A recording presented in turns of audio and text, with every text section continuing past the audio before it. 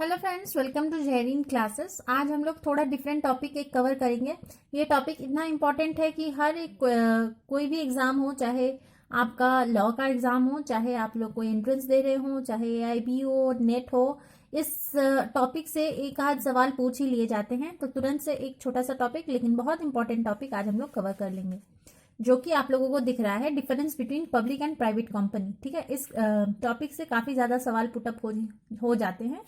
तो यहाँ पे मैंने 3 कैटेगरी में यहाँ पे डिस्टिंक्शंस कर दिए हैं। तो यहाँ पे जो फर्स्ट कॉलम है वहाँ पे बेसिस ऑफ कंपैरिजन है, किस बेसिस पे कंपैरिजन हो रहा है। यहाँ पे पब्लिक कंपनी की बात हुई है, यहाँ प्राइवेट कंपनी की। और क्योंकि मैंने डायरेक्टली अपने नोट्स शेयर कर दिए हैं आप लोगों को, तो आप लोगों को वीडियो देखने में आई होप आसानी रहेगी, समझ में आएगा चीज़ें। ठीक है, सबसे पहला बेसिस है कंपैरिजन का मीनिंग क्या है पब्लिक कंपनी का। A public company is a company which is owned and traded publicly. ठीक है, जो कि ओन्ड और ट्रेड किया जाता है पब्लिकली। वहीं पे private company is a company which is owned and traded privately किया जाता है या पब्लिकली किया जाता है। बेसिक सबसे मेन डिफरेंस।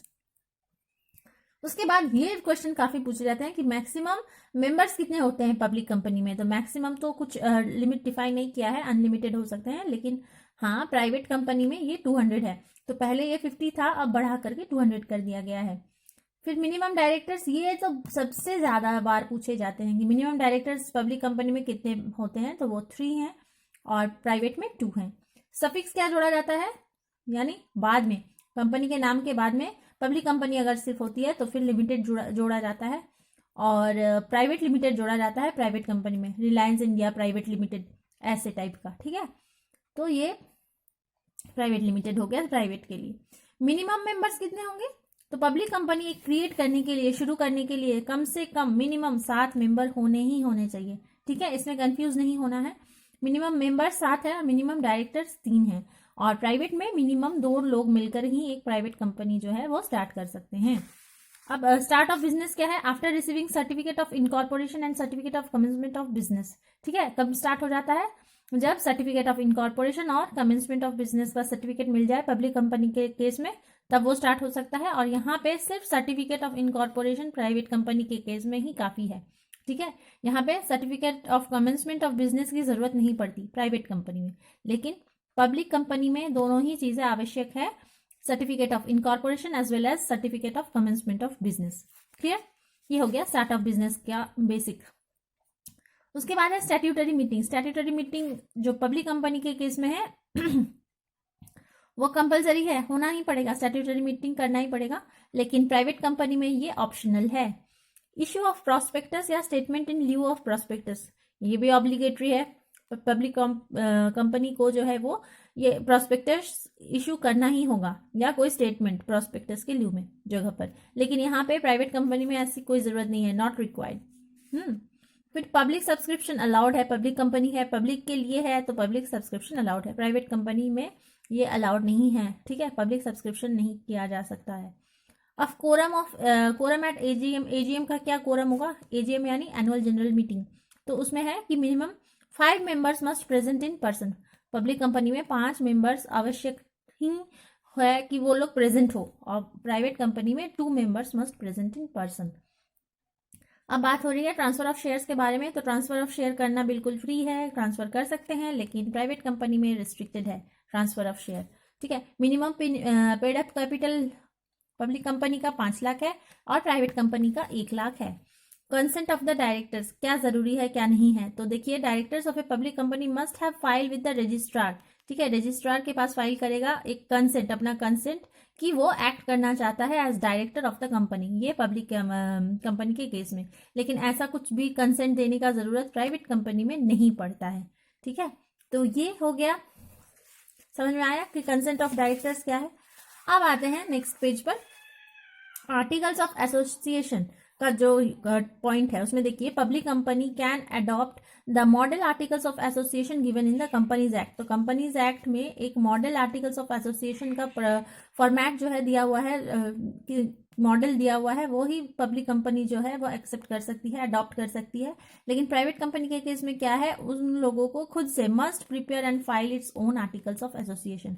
कंपनी एक्ट का नहीं, खुद का करना पड़ेगा प्राइवेट कंपनी के केस में। ओनरशिप की बात अगर करें तो public enterprise is owned by the central government and और वन और more state governments either singly और ज्वाइंटली। ओनरशिप कैसा हो सकता है, गवर्नमेंट सेंट्रल गवर्नमेंट द्वारा या एक से अधिक स्टेट गवर्नमेंट द्वारा, सिंगल भी या ज्वाइंटली भी। और प्राइवेट कंपनी में क्या है, ओनरशिप रेस्ट्स इन वन और मोर प्राइवेट इंडिविजुअल्स और कॉर्पोरेट बॉडीज, प्राइवेट इंडिविजुअल्स में या कॉर्पोरेट बॉडीज में, ठीक है। गवर्नमेंट का यहाँ पे कोई इंटरफेरेंस नहीं होता है। कैपिटल की अगर बात करें तो द फुल और at least 51% of the capital of a public enterprise is provided by the government from public funds, ठीक है। 51% का जो कैपिटल है पब्लिक एंटरप्राइज का, वो प्रोवाइड कहाँ से होता है, पब्लिक फंड से, चाहे तो फुल या फिर 51% तो कम से कम, उससे ज्यादा भी हो सकता है। किसमें, पब्लिक कंपनी के केस में कैपिटल की बात हो रही है। और प्राइवेट कंपनी में क्या है, if it get their capital, कहाँ से कैपिटल इन लोगों को मिलता है, resources owned by the private investors, जो रिसोर्सेज प्राइवेट इन्वेस्टर्स ओन करते हैं या owners, they have limited capacity to raise capital and may face shortage of funds. जरूरी नहीं है हर एक प्राइवेट कंपनी के पास बहुत फंड हो, क्योंकि खुद से उन लोगों को जुगाड़ करना होता है, जुटाना पड़ता है, तो काफ़ी बार जो है शॉर्टेज ऑफ फंड्स की वजह से वो कंपनी रन नहीं कर पाती है। तो ये एक बेसिक ड्रॉबैक है प्राइवेट कंपनी के केस में। लेकिन पब्लिक कंपनी में तो गवर्नमेंट फंडेड है, तो पैसे की कमी तो एटलीस्ट नहीं आती है। अब बात करें मैनेजमेंट के बेसिस पर, तो managed by bureaucrats, bureaucrats manage करते हैं और पब्लिक कंपनी को, और प्राइवेट कंपनी में प्रोफेशनल मैनेजर्स अपॉइंटेड होते हैं। फॉर्म्स ऑफ ऑर्गेनाइजेशन कैसा होता है, डिपार्टमेंटल अंडरटेकिंग हो सकता है, स्टैट्यूटरी कॉर्पोरेशन हो सकता है, गवर्नमेंट कंपनीज हो सकता है पब्लिक कंपनी के केस में। और प्राइवेट कंपनी में सोल प्रोप्राइटरशिप होगा, पार्टनरशिप होगा, जॉइंट हिंदू फैमिली का बिजनेस होगा, कोऑपरेटिव सोसाइटीज होगा, जॉइंट स्टॉक कंपनी होगा। ये सभी चीजें जो है वो प्राइवेट कंपनी के अंदर आता है। अब बात करते हैं अकाउंटेबिलिटी की, तो accountable to the public through parliament, कौन, जो पब्लिक कंपनी है वो अकाउंटेबल होता है पब्लिक के पास पार्लियामेंट के थ्रू, और ये अकाउंटेबल होते हैं प्राइवेट कंपनी बस अपने ओनर्स के पास और किसी के भी पास नहीं। गवर्नमेंट कंट्रोल क्या होता है, बिल्कुल होता है। पब्लिक कंपनी में स्ट्रिक्ट फाइनेंशियल कंट्रोल होता है गवर्नमेंट द्वारा, लेकिन प्राइवेट कंपनी में not subject to strict financial control by the government, ठीक है। अब आते हैं रोटेशन ऑफ डायरेक्टर्स के बारे में, ये भी बहुत इंपॉर्टेंट है। तो जो पब्लिक कंपनी के डायरेक्टर्स हैं वो रिटायर होते हैं रोटेशन कर करके, और यहाँ पर जो है need not retire bye rotation, ज़रूरत नहीं है कि वो रोटेशन के थ्रू ही रिटायर करें। तो ये कुछ बेसिक पॉइंट्स थे पब्लिक और प्राइवेट कंपनी के डिस्टिंक्शंस को लेकर के। आई होप वीडियो आप लोगों के लिए हेल्पफुल होगा। हर एग्जाम से पहले एक बार रिवीजन कर सकते हैं इस वीडियो के थ्रू, या चाहे तो स्क्रीनशॉट लेके आप अपना खुद के नोट्स भी बना सकते हैं। वीडियो अगर पसंद आया है ज़रूर से एक लाइक करें। आज के लिए इतना ही, थैंक यू सो मच।